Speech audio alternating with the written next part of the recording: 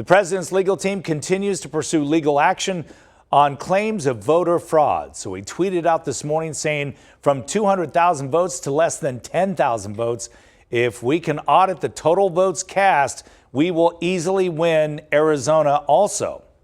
Arizona Secretary of State Katie Hobbs speaking out once again today on the voter fraud claims here at home and whether there will be a recount. There's simply no provision in state statute that allows for a recount for a margin that falls outside of the trigger of 200 votes, and we're certainly not going to hit that in this election. So no, there's no contemplation of a recount here. Our office has been completely transparent, and there are many places along the way in the process that we have provided information to the public about how the election process works and everything that our office does. Hobbs also went on to say Maricopa County anticipated the ballot count being completed by today. And Attorney General Mark Brnovich has been looking at the laws surrounding the election and also the math here in our state and making some national news with what he's taking away from all of this. And this morning he's talking about that with Javier to set the record straight. Good morning. Good morning, Olivia, and I want to take you back to election night because rumors immediately started swirling. A rumor we now know as Sharpiegate, where people were contending that they were forced to use Sharpies to vote. It was bleeding through the ballots, and therefore it was invalidating those ballots out there. Now, Katie Hobbs, Secretary of State, immediately tried to get ahead of it by saying that wasn't the case. But Attorney General here in the state of Arizona, Mark Brnovich, wanted to inquire as well. So we thank you very much for joining us this morning. You inquired about Sharpiegate immediately. What did you find in that? Well, we had received more than 1,000 complaints, Javier, within the 24 hours of the election. So I thought it was a serious issue because a lot of folks had gone to the Secretary of website and they put their information in. It said canceled. So that created a lot of confusion. We wanted to get to the bottom of it to make sure everyone's vote was counted. We worked with the county attorney's office, we worked with the county supervisors, and we ran it to ground, and we found out that there was no evidence that anyone was disenfranchised or their votes were not counted. So we were satisfied that even if you used a Sharpie, that vote did indeed count, and that regardless of the information that was on the website of the Secretary of State that said canceled, which I think has been changed now, they've updated that so to get rid of the confusion that everything was fine. Let's talk about the lawsuits, because there's now been a lawsuit filed over the election here in the state of Arizona, suing the state of Arizona as well as Maricopa County. Where does that lawsuit stand now?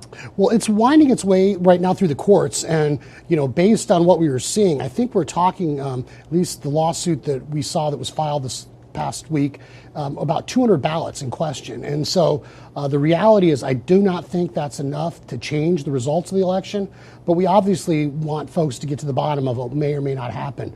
I think that even though we haven't seen any evidence of any sort of fraud or any sort of people being disenfranchised, it's important that everyone have trust in the process, faith in the process, and they know that when they vote, that vote will be counted. That being said, you're the second highest Republican official here in the state, but you're also the top lawman. So any inquiries that you look into, you're looking at it from a prosecutor's standpoint.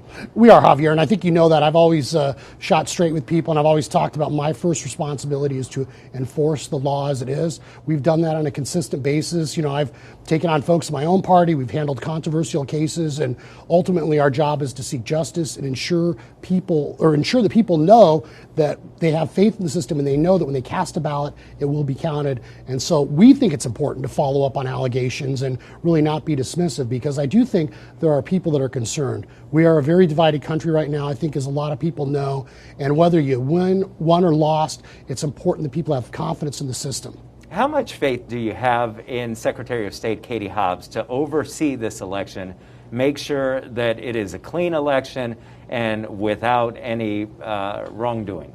Well, there's an old expression, trust but verify, and just this past year, 6 times our office had to go into court and defend Arizona's common sense election integrity measures because the Secretary of State has refused to do so. In fact, there's a case pending right now at the U.S. Supreme Court called Brnovich v. DNC, where Secretary Hobbs refused to defend Arizona's restrictions on ballot harvesting. So there have been times where clearly the Secretary of State is going to do what's in her partisan interest versus what's in the best interest of all Arizonans. And so I think it's important, especially at this election time, for us to be above the fray, run down every allegation allegation, and more importantly, Javier, you enforce the law as it is. You don't get to make up the rules as you go along. Where it stands right now, as we're winding down and they're expecting all the votes to be counted by the end of this week here, statistically, it doesn't look like President Trump can pull this off. But at the end of the day, from your level, everything's on the up and up. Yeah, right now, I mean, it's, anything's obviously possible, but there's about 25,000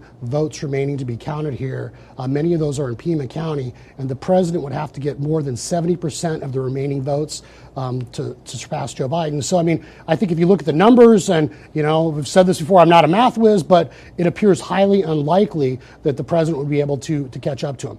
That being said, I think it's important that whatever the result is, we all need to have confidence and faith that the system worked, and that when you voted, the vote counted, and it accounted for the person you voted for. We thank you very much for taking the time, and at the end of the day, everybody just wants to make sure this is fair and this is within the laws of Arizona, so we appreciate you Look, taking that time. we have more in common, Javier, as Arizonans than separate us. Let's not forget that.